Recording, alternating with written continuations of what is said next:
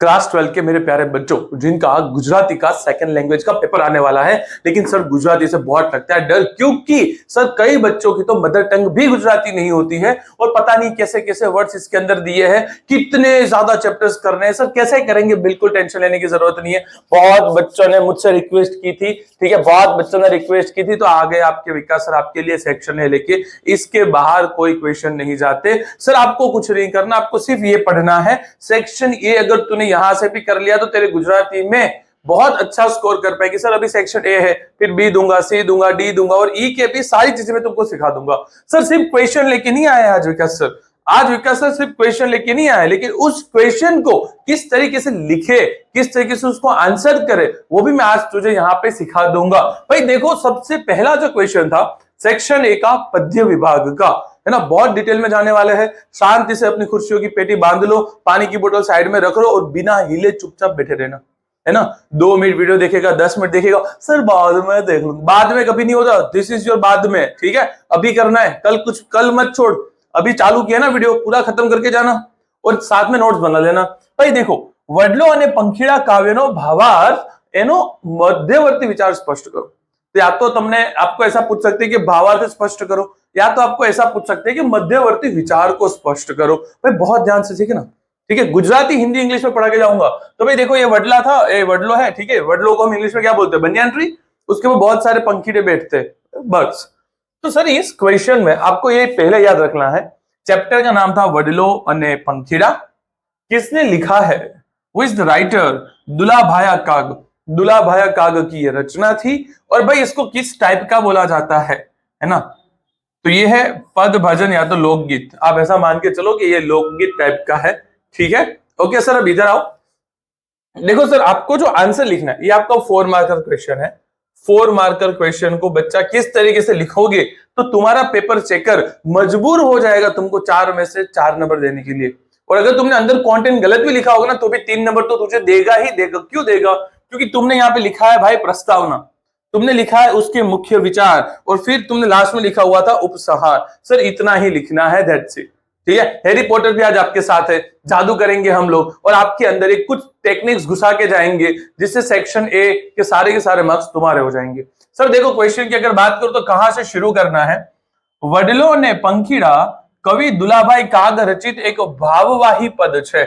सो क्या है वो, एक भाववाही पद, यानी कि एक इमोशनल पोएट जैसा उन्होंने कुछ बनाया था, जिसके अंदर कवि ने बनियान ट्री एंड बर्ड्स के कुछ जो उनसे बात होती है ना, उनके बीच में जो भी बात हुई है वो वहां पे रिकॉर्ड करी है। और वो बात किसके ऊपर थी, सेक्रीफाइस और लॉयलिटी के बीच में थी, है ना। लॉयल्टी तो भाई सबको चाहिए आजकल, 14 फेब अभी गया है। तो त्याग અને વફાદારી એનો મહિમા સમજાવવા માટેની એક કવિતા બનાવેલી હતી, इसको नाम दे दिया था वडलो અને पंखीड़ा। अब भाई इसके अंदर बीच में कंटेंट क्या लिखना है, ठीक है। देखो, आपको आंसर में नहीं लिखना है मुख्य विचार पॉइंट, ये मैंने आपके लिए लिख के दिया है, लेकिन आपको सीधा लिखना है संकट समय, पंखीओनो जवाब, साचो धर्म और साथे मरवानी तैयारी। तो सर ये क्या है, ये मैंने आपको हेड पॉइंट बना दिए बीए की तरह, ठीक है। आप क्या करते हो पता है ना, थियरी में आप हेड पॉइंट याद रखते हो। हाँ सर, अंदर हम कुछ भी लिख देंगे, हमको बस हेड पॉइंट दे दो। तो मैंने बहुत टाइम लगा, सेक्शन ए बनाने में बहुत ज्यादा वक्त गया, और अभी सेक्शन बी में भी उतना वक्त जाएगा। मैंने आपको हेड पॉइंट बना के दे दिए कि आपको ये 4 वर्ड ही याद रखना है। अगर ये पूछे से प्रस्तावना लिख दी, सर 4 वर्ड में 4 में से 3 भी लिखोगे तो भी चलेगा, है ना। गुजराती में कोई ज्यादा कंटेंट नहीं चाहिए हमको। देखो, संकट समय की मतलब क्या होता है। अब पंखियों के लिए, बर्ड्स के लिए सबसे ज्यादा खराब समय कौन सा होता है, जब धूप होती है 45-50, है ना। तो देखो क्या लिखना है हमको, उनाळाना धमधकता तापमा जंगल में आग लागे छे।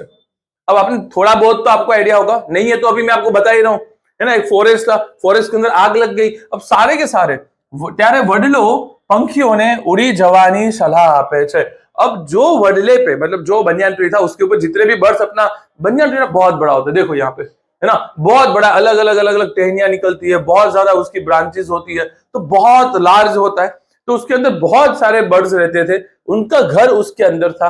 तो उन्होंने बोला उसने कि भाई तुम सब उड़ जाओ, है ना, मैं तो यहाँ पे जल के राख हो जाऊंगा, लेकिन एटलीस्ट तुम लोग तो जिंदा रह सकते हो, तुमको पाख दी हुई है, तो उड़ जा मेरा भाई, मेरे साथ क्यों मरना है तुझे। लेकिन वडीलो कहे छे मारी साथे तमे पण बળી जशो, તો માટે તમે ઉડી જાઓ. અચ્છા, હવે પંખીઓ એના માટે શું આન્સર આપે છે? બર્ડ્સ ક્યાં બોલેંગે? પંખીઓ સ્વાર્થી નથી.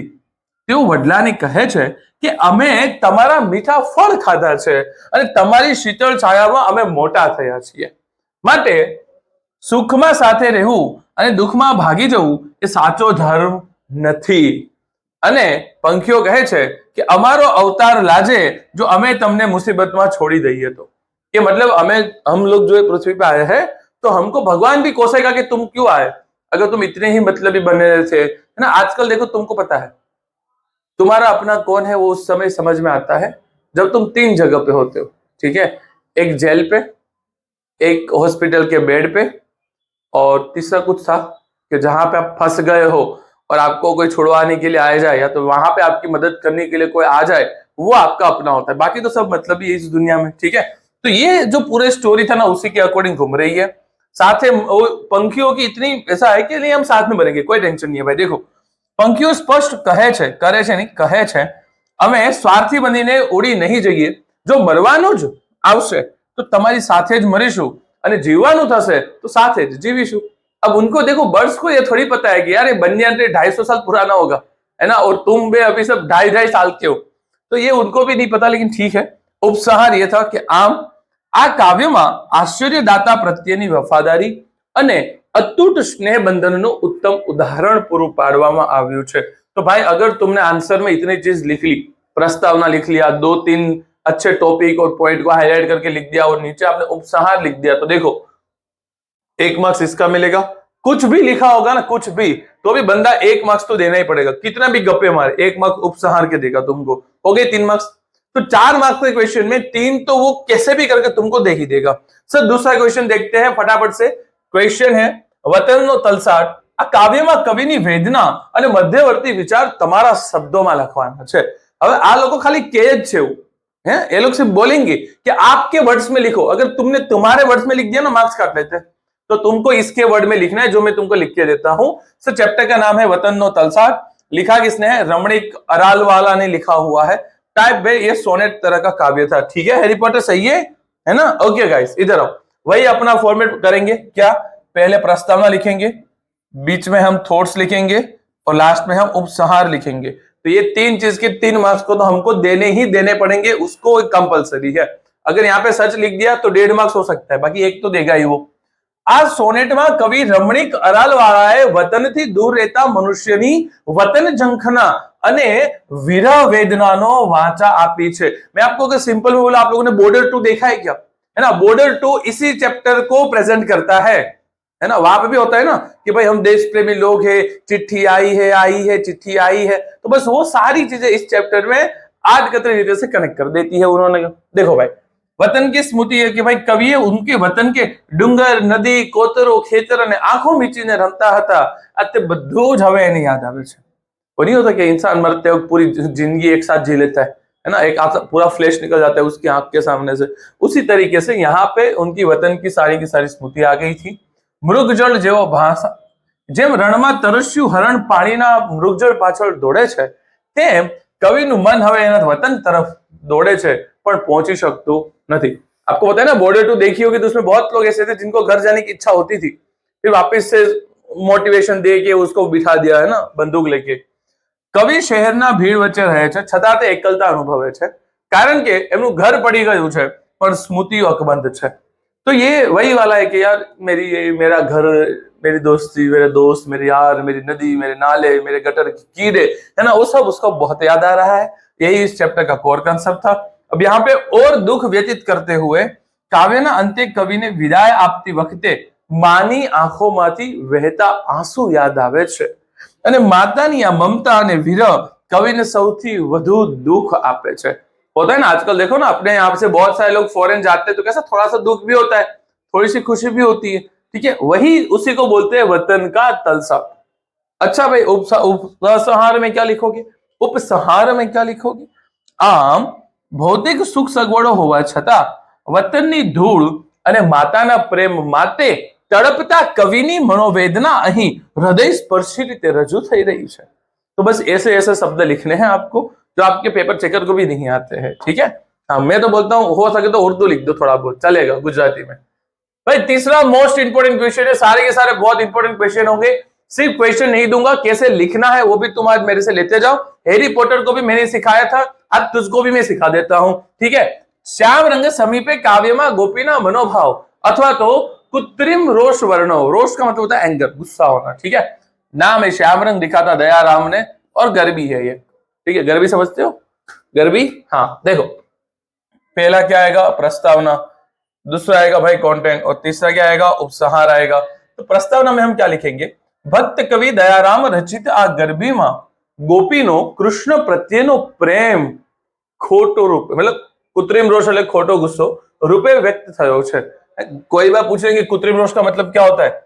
देखो पता है कई बार ऐसा होता है ना कि आपकी गर्लफ्रेंड, आपकी वाइफ तो होगी नहीं किसी की, तो आपकी गर्लफ्रेंड आपसे गुस्से है ही नहीं, बस उसको ऐसे कंटाला आ रहा है लाइफ में, तो उसका चलो आज थोड़ा झगड़ा कर ले तो इससे मूड फ्रेश हो जाएगा मेरा, ऐसी होती है ना लड़कियों का, ये होता है, तुम नहीं समझ पाओगे, गर्ल्स तो ये गर्ल्स ही समझ पाती है।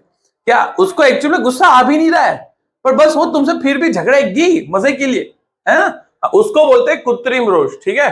तो यहाँ पे श्यांग रंग नो त्याग, श्याम रंग मतलब कृष्ण छोड़ के गए ना, ब्रेकअप हो ना, ब्रेकअप, ते लोग मूव ऑन नहीं कर पाए बेचारे, बस उसी की स्टोरी है पूरी। કૃષ્ણ કાળા છે તેથી ગોપી હવે કાળા રંગની તમામ વસ્તુઓનો ત્યાગ કરે છે। ગોપી કહે છે કે કાળું તે બધું કપટી હોય છે, જેનો રંગ કાળો તેમનું મન પણ કાળું, અને તેથી મારે કૃષ્ણ સાથે હવે કોઈ જ સંબંધ રાખવો નથી। ત્યજેલી વસ્તુઓ, ગોપી કાજળ, કસ્તુરીનો ચાંદલો, કોયલનો અવાજ, કાળા વસ્ત્રો અને જમુનાના નીરા બધું જ ત્યાગવાની વાતો કરે છે, વાતો જ કરે છે, કરશે નહીં કઈ, ડોન્ટ વરી। પ્રેમનો વિજય, અંતે ગોપીઓનું મન માનતું નથી, તે પોતે જ કહે છે કે આ બધા નિયમો તો પળવાર માટેના છે, હું કૃષ્ણ વિના રહી सकती નથી। अभी भी क्या है, मूव ऑन नहीं हो पा रही है वो गोपियां। समझ में आ रहा नहीं आ रहा, वो आपका एक दोस्त होता है ना ब्रेकअप के बाद, नहीं यार अब तो देख कमबैक होगा भाई का, पढ़ाई करेंगे, 3 दिन बाद बहुत याद आ रही है यार उसकी वजह, यही होते हैं। तो इनका भी वही सीन है, वही पूरी पोएम है, ठीक है। कुछ ऐसा नहीं है कि बहुत सालों पहले लिखा गई थी और आप तुम रिलेट नहीं कर पाओगे, सारी चीजें आज भी रिलेट कर पाओगे तो, क्योंकि तुम्हारे ही सराउंडिंग में सब होता रहेगा।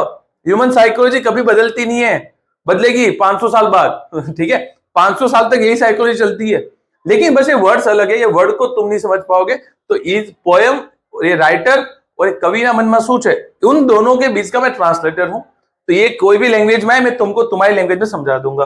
भाई क्या लिखेंगे, देखो અહીં ગોપીનો ગુસ્સો સાચો નથી, પણ તે કૃષ્ણ પ્રત્યેનો અતૂટ પ્રેમ છે જે रिसामणा रूपे बाहर आवे छे। किसके, हाँ रिसामणा रूपे, रिसामणा का मतलब होता है रूठना, ठीक है, हाँ रूठिया जग मनावा मैनू, ठीक है, वही सब चीजें। 3 क्वेश्चन हो गए भाई। चौथा बहुत इंपॉर्टेंट क्वेश्चन, इसमें से पेड़ नहीं हटाया इन्होंने, उर्मिला काव्य ने आधारे उर्मिलानु चरित्र चित्रण करो। सर ये सबसे कठिन प्रश्नों में से एक है, क्योंकि देखो जब कविता में से कुछ भी लिखना होता है तो हम स्टोरी बना लेते हैं। अब तुमको बोलते किसी के चरित्र के ऊपर लिखो, अब देखो आपने चरित्र के ऊपर किसी के लिख दिया और फिर एब्स्टेन फाइल सामने आ गई, तो कितने लोगों के चरित्र के लिखी हुई स्टोरियां बदल जाती है, नहीं। तो एब्स्टेन फाइल की वजह से हमको ये पढ़ना पड़ेगा थोड़ा एक बार। तो उर्मिला खंड काव्य में कवि बोटाद करे रामायणना उपेक्षित पात्र उर्मिलानी महानता અને એના ત્યાગ ભાવનાનો વાચા આપી છે। હવે अब तो हम तो कैसे पता, वडलो અને એ આ गलत है, ये गलत है ना, ये पूरा ये चेंज करना ही रह गया उनका, कोई दिक्कत नहीं है, ठीक है। यहाँ पे सब कुछ मिल ही गया, लिखा किसने है, कवि बोटाद ने लिखा हुआ है, नाम क्या है, उर्मिला काव्य का नाम है, ठीक है, ओके। देखो प्रस्तावना तो हमारा हो गया, ये हमारा कोर है, त्यागनी मूर्ति। जયારે લક્ષ્મણ વનમાં જવાની વાત કરે છે ત્યારે ઉર્મિલા સામાન્ય સ્ત્રીની જેમ રડતી નથી, કલ્પાત કરતી નથી, જે હૃદય પર પથ્થર મૂકીને પતિના નિર્ણયને સ્વીકારે છે। परंतु यहाँ पे ये बात ये भी सच है, चलो ज्यादा डिटेल में हमको नहीं जाना, हम सिर्फ क्वेश्चन के ऊपर रहते हैं। स्नेह शौर्य, उर्मिला पतिना कार्यમાં विघ्न रूप बनवा मांगती નથી, और वो समझती भी है कि जो ते रड़से तो लक्ष्मण शांतिथी भाई रामनी सेवा કરી શકશે नहीं। तो ये वाली जो जनरेशन होती है लड़कियों की, मैंने क्या बोला 500 साल तक चलता है, ये हजारों साल पहले की बात है, तो ये सब अभी अपेक्षित ही नहीं है किसी से। वीर नारी તે પતિને કહે છે, વહાલા ધર્મ વિશે હું તમને કંઈ નહીં કહું, હું તમારી સાથે આવવાની જીદ પણ નહીં કरूं, પણ આ શબ્દો તેની वीरता बतावे છે, बराबर છે। तो ये आपको सेम टू सेम लिखना है कि उर्मिला ने लक्ष्मण से क्या कहा था। वहाला, वहाला मतलब लक्ष्मण, नाम तो लिया नहीं जाता, पति होगा। वहाला धर्म विषय હું તમને કંઈ નહીં કહું, હું તમારી સાથે આવવાની જીદ પણ નહીં કરું. અને આ જ શબ્દો એની શું બતાવે છે? વીરતા બતાવે છે. લક્ષ્મણ જ્યાં સુધી સામે હોય છે ત્યાં સુધી તે આંસુ અને રોકી રાખે છે. નહીં, કંટ્રોલ, મજનુ કંટ્રોલ કરતી है. પણ જેવો જ લક્ષ્મણ વન જવા પીઠ ફેરવે છે, ઉર્મિલા હાય કહીને મૂર્છિત થઈ જમીન પર ઢળી પડે છે. तो देखो कंट्रोल होना चाहिए, ये प्यार है, ठीक है. और ये प्यार की पवित्रता आजकल कहाँ देखोगे आप? आम ઉર્મિલાનો ત્યાગ સીતા કરતા પણ અનેરો છે. તે ગૃહસ્થ ધર્મ કરતા राजधर्म અને बंधु धर्म ने क्या आप रही है ज्यादा प्राधान्य मतलब क्या होता है? प्रायोरिटी दे रही है. तो बेटा मैंने आपको 3 से 4 क्वेश्चन डिटेल में एक्सप्लेन करके बता दिए. आपको सारे के सारे क्वेश्चन उसी तरीके से लिखने हैं, उसी फ्लो में जाना है, ठीक है. कुछ और क्वेश्चन है क्योंकि सब कुछ मैं एक्सप्लेन कर दूंगा तुम बोर हो जाओगे. तो भाई ये कुछ आईएमपी क्वेश्चन है, तो आराम से लेके जा, है ना. देख भाई, બેટા મને પાછી જવા દે કાવ્યમાં કવિએ દર્શાવેલી નગર જીવનની વેદ કથા જણાવો. રસ્તાની આગવી વિશેષતા કાવ્યના આધારે તારવો. गंगा स्थिति मानव स्वभाव ना क्या क्या दुर्गुणों जणावे छे. इसको मैंने पहले वाले वीडियो में मैंने समझाया हुआ था. तेने दूर करवाना उपायो जणावो. एक सरखा दिवस सुखना कोई ना जाता નથી. આ કાવ્યમાં માનવીય પરિસ્થિતિ અને પરિવર્તન અંગેનો શો સંદેશ સમજાવ્યો છે. હંકારી જા કાવ્યનો केंद्रवर्ती भाव શું છે स्पष्ट करो. मेड़ो आपो तो काव्य में कवि ना मनोभाव आलेखो. देखो आप सबको ही दिख रहा है सर ने यहाँ पे गोजो को बिठा दिया क्योंकि भाई गोजो भी बहुत चिल रहता है जब विकास सर पढ़ाने आते हैं, ठीक है. तो गोजो भी इतना चिल बैठते हैं तो भाई तू किस खित की उंगली है ना. जिसके पास 6 आई सेंस है वो भी बंदा आराम से बैठा, हाँ तो पढ़ा मैं देख रहा हूँ यार, पढ़ा तो बहुत तगड़ा रहा है तो यार. देखो स्माइल देखो बंदे की. तुम कोई चुपचाप बैठ नहीं पाते हो. हाँ अच्छा, अरे राम जी आए हैं, ओह हैरी पॉटर को मार देंगे, मार दो. ये मेरा क्वेश्चन चेंज हो गया क्या? ओके, ये आईएमपी क्वेश्चन से तुम्हारे. अब इधर आते हैं सर, ये ना 2 to 3 मार्कर क्वेश्चन है जो आपको पेपर में दिए जाते हैं कि रामबाण कोने कोने वाग्या છે અને તેનું શું પરિણામ આવ્યું છે. तो रामबाण क्या था यार? रामबाण करता धना भगते लिखा है ये, और ये भजन है एक तरह का. तो आज ये राम का बाण जाएगा और हैरी पॉटर की नाक में से निकलेगा. लेकिन रामबाण भक्तिનું બાણ અનેક ભક્તોને વાગ્યા છે, જેમ કે ધ્રુવ અને પ્રહલાદ, જેમને ભગવાને પોતે ખોળે બેસાડીને મન આપ્યું. સુખદેવસિંહ જેને માતાના ગર્ભમાં જ જ્ઞાન પ્રાપ્ત થઈ ગયું. મોર ધ્વજ રાજા જેમણે પ્રભુની કસોટીમાં પોતાનું શરીર કરવતથી વહેરાવી દીધું. મીરાબાઈ જેમને રાણાએ ઝેર આપ્યું તો પણ તે પ્રભુ કૃપાથી તે અમૃત બની ગયું. અને પરિણામ આ તમામ ભક્તો રામબાણ વાગવાથી, એટલે કે રામબાણ વોટ ઇઝ મીનિંગ ઓફ રામબાણ, પ્રભુની ભક્તિથી લીન થવાથી પરમાત્માને પામી શક્યા અને અમર થઈ ગયા. ठीक है, तो ये सारी चीजें थी. बहुत बेसिक आंसर. 2-3 मार्क्स में बस आपको इतने 4 पॉइंट लिखने. परमात्माની એકરૂપતા કવિ કયા દ્રષ્ટાંત દ્વારા સમજાવે છે? તો देखो, કવિ નરસિંહ મહેતા પરમાત્માની એકરૂપતા સમજાવવા માટે સોનાનું ઉદાહરણ આપે છે. હવે ચેપ્ટર कहां से? भाई ये है आपका अखिल ब्रह्मांड, लिखा नरसिंह मेहता ने है. और नरसिंह मेहता मोस्टली पद या भक्ति गीत ही लिखते हैं, ठीक है, तो वो याद रखने की ज्यादा जरूरत नहीं पड़ेगी. જેમ સોનામાંથી અલગ અલગ ઘાટના ઘરેણા બનાવી શકાય છે, તેમના નામ જુદા જુદા હોય છે, પરંતુ અંતે તો તે દરેકના મૂળ તત્વ તરીકે સોનું જ રહેલું છે. તો ઘાટ ઘડે પડી બી वो क्या है? તો નામ રૂપ જુજવા અંતે તો હેમનું હેમ હોય. તેવી જ રીતે સૃષ્ટિમાં પરમાત્મા અનેક સ્વરૂપે દેખાય છે, પણ તત્વ રૂપે તો તે એક જ છે, है ना. इसीलिए कई लोग ये भी बोलते हैं कि सबका मालिक एक, है ना, गॉड, ईश्वर और अल्लाह. ये जो भी आप देख रहे हो, है ना, धर्म के नाम पे जो भी धतिंग होते पॉलिटिशियंस जीतते हैं, उन सबसे दूर जाके हमको बस सिर्फ हमारे गुजराती के भाई मार्क्स चाहिए. तो उसके लिए तुझे इतना करना पड़ेगा, कर ले. स्क्रीनशॉट लेते रहना, वो तो मैं हटता जाऊंगा थोड़ा थोड़ा. ये वीडी है. वीडी मतलब समझ में आता है सर? वीडी ही समझ में नहीं आता. वीडी मतलब ये घास फूस, जहां पे हम नहीं गाय बकरे भैंस, है ना, उन सबको जो खाने के लिए जो घास काट काट के लाते हैं ना, उसको बोलते हैं वीडी. तो ये देखो पूरी वीडी यहाँ पे दे दी मैंने, इसको काट के तुमको खिलानी है. तो वीडी वादना एक लोकगीत है और लोकगीत का कोई राइटर नहीं होता है, ठीक है. तो વીડી વાદના લોકગીતમાં નાયિકાની કઈ વિશેષતા પ્રગટ થાય છે? તો આ લોકગીતમાં નાયિકાની ખુમારી અને સ્વાભિમાન પ્રગટ થાય છે. નાયિકા કામ કરતી વખતે પગમાં કાંટો વાગે છે અને ત્યારે તેનો પતિ કાંટો કાઢવાને બદલે શરત મૂકે છે કે જો હું કાંટો કાઢું તો તું મને શું આપીશ, મોજા કે દૂધ? अब ये जान दो बाद में. તો નાયિકાના પતિનો સ્વાર્થી સ્વભાવ ગમતો નથી અને તે સ્વાભિમાનથી જવાબ આપે છે કે તારે કાંટો કાઢવો હોય તો કાઢ, નહીતર હું જાતે કાઢી લઈશ. અને અહીં નાયિકા લાચાર બનતી નથી પણ પોતાની શક્તિ અને ખુમારી પર ભરોસો રાખે છે. तो ये वो वाली बात होगी. ये बहुत छोटा सा आंसर था कि વીડી વીડનાર लोकगीत में नायिका कई विशेषता प्रकट थाय छे. तो उसका जो स्वाभिमान के प्रति उसका प्यार है, उसकी जो खुमारी है, है ना, जो अभी अपने भाषा में इस सबको क्या बोलते हैं पता है? ओरा। तो भाई इस बंदे के अंदर जो ओरा है ना, बस वो ओरा दिखता है ना, कि भाई कांटा लग गया था तो वही गाय गीत नहीं गाने लग गई, कांटा लगा, इसने क्या बोला, तेरे को निकाले तो निकल, मैं खुद निकाल लूंगी। ठीक है, नो कंडीशंस। अगर तुम्हारे प्यार में भी कंडीशंस है, अगर तुम्हारे प्यार भी कंडीशनल है, तो मुझे कंडीशनल लव नहीं चाहिए, मुझे चाहिए अनकंडीशनल। कुछ लोग होते हैं ना, मैं तुमसे प्यार करूंगी पर तुम पहले अपना खुद का घर तो लो, मैं तुमसे बहुत प्यार करूंगी लेकिन पहले तुम मुझे कार तो गिफ्ट करो। ये क्या बात होती है? तुम प्यार के सौदागर हो या प्यार करते हो, समझ नहीं आता। और ये लोग देखो, ये ना लड़की लड़का सब एक समान होते हैं, है ना, सबको कुछ ना कुछ चाहिए, सब अपने अपने मतलब से ही आपसे जुड़े हुए।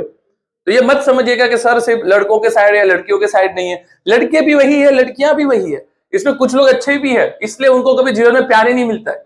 क्यों? क्योंकि प्यार बिकता है, खरीदने वाला चाहिए। आ जाओ इधर। પથ્થર થરથર ધ્રુજે એ કાવ્યમાં ઓલિયાએ ગ્રામજનોનો શું न्याय આપ્યો છે? પથ્થર थर ધ્રુજે वो किससे लिखा था? लिखा था निरंजन भगत ने लिखा है, और ये छोटा सा गीत है, आप इसको गा भी सकते हो। तो રાગમના ડાહ્યા લોકો એક અબળા સ્ત્રીને પાપ બદલ પથ્થર મારી મારી નાખવાનો ન્યાય તોડતા હતા।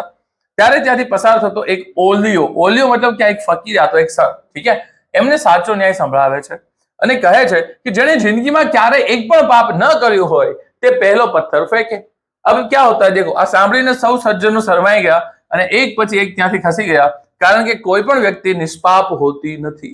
जैसा अभी मैंने आपको आगे की कविता में बताया, है ना, बहुत कम लोग हैं जिसने लैला मजनू की तरह प्यार किया, इसलिए वो लोग मिल नहीं पाते। देखो, बहुत सच्चा प्यार करोगे ना, कभी मिल ही नहीं पाओगे, क्योंकि सच्चा प्यार त्याग करने के लिए, बलिदान देने के लिए रेडी होता है, और जो बलिदान दे देता है वही सच्चा प्यार होता है। अब तुम बलिदान दे दोगे तो फिर तुम्हारा प्यार किसी और का हो जाएगा, तेरा नहीं रहेगा। ठीक है, समझ में आता है नहीं आता है? तो ये बहुत आसान चीज है। अब तुम ये सब समझ जाओगे, तुम्हें भूलोगे नहीं। अगर एक क्वेश्चन तुम्हारे एग्जाम में आ गया तो तुमको इतनी से लव स्टोरी तो याद आ ही जाएगी, फिर तुम लिख दोगे कुछ भी। બા એકલા જીવે, આ કાવ્યમાં વેકેશન પૂરું થતા બાની सी स्थिति થઈ જાય છે। वेकेशन वो होता है ना कि यार जैसे ही छुट्टियां आई तो क्या समर ब्रेक के अंदर क्या करेंगे, गांव चलते हैं हम, है ना, वहां पे क्या होता है, हमारे ग्रैंडफादर, है ना, ग्रैंड मदर, ग्रैंडफादर सब होते हैं, वहां चलते हो, उनके घर में क्या बहुत शांति होती है। तो तुम लोग वहां पे जाके जो भोजाल मचाते हो, है ना, तो उनको ऐसा होता है, भले उनको डांटते हैं, तुम पे चीखते, लेकिन उनको क्या क्या, हाँ अब ये घर ऐसा लग रहा है कि घर है। फिर सब वापस चले जाते हो तो क्या होता है, एकदम सुनसान हो जाता है ना। इसको हम गुजरात में बोलते हैं होरवतुं नथी। तो उसके ऊपर भी एक कविता थी, तने होरवणुं घडावी दो, पर उस पे भी नहीं जाएंगे हम, इधर ध्यान दो खाली आप। बा एकला, राइटर है मुकेश जोशी, અને એક ગીત છે, તો આપ ગા भी सकते हो इसको, मेरे तो सारे गाने अच्छे लगते हैं। વેકેશનમાં દીકરા અને દીકરીઓ અને પોત્રો પોત્રીઓ આવતા ઘર ભર્યું ભર્યું અને ગુંજતું હતું। ગુંજતું मतलब એ એક ચોટલી પકડીને મારશે, એક કોક ધક્કો મારી દેશે એને સ્વિમિંગ પુલમાં, આવું બધું। પરંતુ વેકેશન પૂરું થતા બધા પોતપોતાના ઘરે પાછા જાય છે, ત્યારે બાપ ફરીથી સાવ એકલા પડી જાય છે અને ઘરમાં ફરીથી શૂન્યાવકાશ અને સન્નાટો સવાઈ જાય છે। તો બા પગથિયા પર બેસીને ભીની આંખે જે રસ્તો ગઈકાલે ભરચક હતો તેને આજે સુમસામ જોઈ रहे છે कि क्या ये वही घर है जहां पे कल तबाही का आतंक मचा हुआ था और आज जो सारे नालायक बच्चे घर चले गए। तो ये होता है, ये सबके साथ होता है। आप जाओ, आप अभी छोटी एज में हो तो आपको अभी नहीं समझ में आएगा, लेकिन जो आपके बड़े हैं उनसे पूछो, उनको पता चलता है। ठीक है, देखो दमयंती स्वयंवर काव्यમાં દેવોએ નળ રાજાને क्या वरदान આપ્યા, કયા वरदान આપ્યા? तो देखो भाई, दमयंती स्वयंवर लिखा किसने? मेरे फेवरेट राइटर्स, है ना, मेरे जो कुछ 5-6 राइटर मुझे गुजराती साहित्य में बहुत मेरे दिल के पास है, उसमें से एक है प्रेमानंद, ठीक है, फिर एक है मेघाणी, एक है दुलाभाई काग, आख्यान खंड है, पूरा आख्यान है, मजा आता है सुनने में भी। तो देवो જ્યારે પોતાના મૂળ સ્વરૂપમાં આવ્યા ત્યારે પ્રસન્ન થઈને નળ રાજાએ બબ્બે વરદાન આપ્યા। બબ્બે એટલે શું? બે વરદાન આપ્યા। ठीक है, दो वरदान दिए। पहला, लाखों वर्ष સુધી સુકાશે નહીં એવા કવલ માળા આપી દીધી અમને, અને અશ્વમંત્ર આપ્યો છે જેનાથી ઘોડો એક દિવસમાં 100 જોજન દોડી શકે। જોજન मतलब 100 किलोमीटर पर डे, मतलब वो उसके जमाने में तो बहुत अच्छा था। तो अग्नि, अग्निથી ન દાઝવાનું વરદાન આપ્યું છે, જ્યાં સ્મરણ કરો ત્યાં અગ્નિ પ્રકટ થશે। યમ, ધર્મરાજ તરીકે ઓળખાશો અને રાજ્યમાં કોઈ રોગ થશે નહીં તમારે। વરુણ, રાજ્યમાં સૂકું વૃક્ષ नवपल्लव થશે અને स्मरण करता જ जल उत्पन्न થઈ જશે। मतलब अगर देखो दमयंती स्वयंवर काव्य के अंदर देवों ने नल राजा ने सारे वरदान तो दे दिए। इंद्र ने ये 2 वरदान दिए थे, अग्नि ने और 2 वरदान दिए, यम ने 2 वरदान दिए, वरुण ने 2 वरदान दिए, 2 करो 8 वरदान हो गए भाई, जल से इनके। अब वापिस से देखो बंदा बैठ गया ना शांति से चुपचाप, क्यों? उसको पता है कि अभी जो खड़ा है, अभी जो पढ़ा रहा है ना, उसका ऑरा इससे भी इनफाइनाइट है, ठीक है। हाँ, ये सिर्फ झगड़े करने में अच्छा है और मैं पढ़ाने में बहुत अच्छा हूं, तो इधर देखो चुपचाप। हाँ तू भी देख, ए बत्ती थोड़ी कम कर, चल चुप रहे, इधर देख। कोनी स्मृति थी कवि विहળ बने छे અને શા માટે બને છે? 2 થી 3 માર્કર आपको याद रखना है। कवि श्री अकळामण अनुभवे छे, વીડી ન વાઢવા પાછળ નાયકોનો શો હેતુ હતો? ये मोस्ट टाइम पिया, ये मेरी तरफ से लिख लो। अर्जुनना दृष्टांत द्वारा कवि 100 संदेश आपे छे, पंखीओ वडने 100 जवाब आपवाना छे। कवि कोनो संगात ઈચ્છે છે અને સંગાત વચ્ચે પણ કવિને એકલતા સી રીતે કોરી ખાય છે, બધું સમજાવવાનું છે એમને भाई। नगर जीवनનું બંધિયારપણું બાને સી રીતે સતાવે છે, क्योंकि जो गांव में रहते हैं उनको बहुत ओपन स्पेस मिलता है। एक 2BHK 3BHK मजा नहीं आता। कई आशा छोड़ीने सेमा ध्यान धरवानो उपदेश गंगा सती जणावे छे। सबरीना उदाहरण द्वारा कवि શું સમજાવે છે અને નિયતિ એટલે કે કુદરતનો સો કર્મ છે, પંખીઓ વડને સો જવાબ આપે છે અને બાગ ક્યારે રોમાંચ અનુભવે છે અને શા માટે? तो भाई यहाँ पे हमारा ये खत्म नहीं होता है, अभी भी क्वेश्चंस बाकी है। सर 1 मार्कर क्वेश्चन है, ध्यान से देख लेना। जुओ ना गजलना कवि कौन है? बोले श्याम साधु। अबे 1 मार्क ज्यादा क्वेश्चन नहीं है, बस एग्जांपल दे रहा हूं मैं खाली। भवना अबोला लोकगीतना नायिका कोनो संदेश मोकलावे छे, दादा ने अथवा पिता ने? दमयंती ने परણવા કેટલા દેવતાઓ આવ્યા હતા? 4 इंद्र अग्नि वरुण અને यम। राम बाण पद्मा कोने प्रभु माटे सरल वेरी नाख्યું? मोर ध्वज राजाए, उसका नाम ही था मोर ध्वज, ठीक है। हाँ समझ में आ रहा है? ये हटाए नहीं, एडिटर लोग बहुत आलसी है। ओके देखो सर, अगर आपको 1 मार्कर में अच्छे मार्क्स चाहिए ना, 1 मार्कर के जो भी होते हैं, आपको इंडेक्स याद रखनी पड़ेगी। ये आपकी इंडेक्स है ना, चैप्टर वाइज इंडेक्स दी हुई है। देखो क्रोधी स्वभाव है, उसका टाइप क्या है, व्हाट इज द टाइप, और व्हाट इज राइटर, ये 2 चीजें क्लियर है। क्रोधी स्वभाव पद है गंगा सती, ये आपके अंदर दिया हुआ है। हंकारीजा उर्मी काव्य है, सुंदरम ने लिखा हुआ है। जल नगरी वेनिस प्रवास निबंध मृदुलाबेन मेहता ने लिखा हुआ है। अज्ञात का आएगा वीडी वादना लोकगीत अज्ञात ने लिखा हुआ है, उसका पेट नेम है वो, ठीक है। सुरेश जोशी का भी आता है थिंगड़ू, फेमस है, नवलिका है सुरेश जोशी की थिंगड़ू। दुलाभाया काग वडलों ने पंखीड़ा पद है उनका। और ये अगर पूछ लिया ना तो तुम कंफ्यूज हो जाओगे, क्यों? देखो नाम क्या है, पूंजा मेजरनी लगनी। अब ये लिखा किसने? एक तो नाम है पूजा, लिखा किसने पता है? जोसेफ मेकवान ने। तो आपको कंफ्यूज हो गया, एक्चुअली में हिंदू ही है, टेंशन मत लो, ये लोग ट्रांसफर हो जाते फिर। वतन नो तलसाद सोनेट है, रमणीक अरारवा ने लिखा हुआ है। मोरना इंडा नवलिका, ये भी याद रखो, कई बार पूछते हैं, ठीक है। आ रस्ता और सोनेट है जो उसनस ने लिखा हुआ है। पुल देशपांडे का भी पूछते हैं, सुखनो काल बालपण, तो ये आपको खाली एक बार याद रखना है तो आपको काम हो जाएगा। अब देखो यहाँ पे बेटा मैंने उसके भी एग्जाम्पल दे दिए, देखो वापस बैठ गया बंदा है। ये तुमसे ज्यादा लोयल तो ये है, आखिरी तक कभी छोड़ के नहीं जाता है। देखो अभी तक सुपनी सुख, सुखनो काल बालपणनो कोने लखेलू छे? सुखनो काल अभी तो बोला था मैंने, पुल देशपांडे, ठीक है। देखो बता देता हूं, यहाँ पे कहीं होगा सुखनो काल, एरा लिखा ना, पुल देशपांडे, ओके। अब क्या है भाई, अग्रो दिवस, थिंगड़ू, थिंगड़ू भी मैंने आपको बोला याद करो। कुछ चीजें आपको याद रखनी पड़ती है बस, जैसे कि थिंगड़ू किसने लिखा है? सुरेश जोशी ने लिखा है, तो थिंगड़ू आ गया सुरेश जोशी। अच्छा भाई अग्रो दिवस और बिस्मिल्लाह खां, तो देखो यहाँ पे आपको इससे ही सब कुछ मिलने वाला है, समझ गया? सब इससे मिलेगा, है ही नहीं दोनों में से एक भी। क्या बात कर रहे हो? बिस्मिल्लाह खां कहां गया? लिस्ट में ही नहीं है। ये रहा ना, ये लाबूबेन मेहता का है, और वेणुभाई पुरोहित, ये वेणुभाई पुरोहित है, और ये लाबूबेन है, मतलब जसवंत मेवाड़ा कुछ है ही नहीं। तो ऐसे बेटा आपको है ना कनेक्ट करने पड़ेंगे, तो उसके लिए आपको याद रखना पड़ेगा। आपको दे दिया मैंने यहाँ पे, इसके फोटो खींच लो, याद रख लो, ठीक है। अब मिलेंगे नेक्स्ट लेक्चर में, बस ये वीडियो यहीं तक। लेकिन आपको सेक्शन ए में बहुत मजा आएगा, अब ये अंतिम है, ठीक है, ये फाइनल रिवीजन चल रहा है। अब और कुछ आईएमपी नहीं आने वाले सेक्शन ए में, until and unless end game तक, ठीक है। एंड गेम आएगा वो चीज अलग है, वो पूरा अलग खेलेंगे उसमें हम लोग, पर ये मैक्स हो गया, सारे क्वेश्चन दे दिए। तुझे भी थोड़ा बहुत पढ़ना है गुजराती तो अभी से रिवाइज कर ले, फ्री टाइम में अगर ये करेगा 1 घंटे में सब कुछ याद हो जाएगा, ठीक है। मिलते हैं अगले लेक्चर में, तब तक के लिए जय हिंद जय भारत।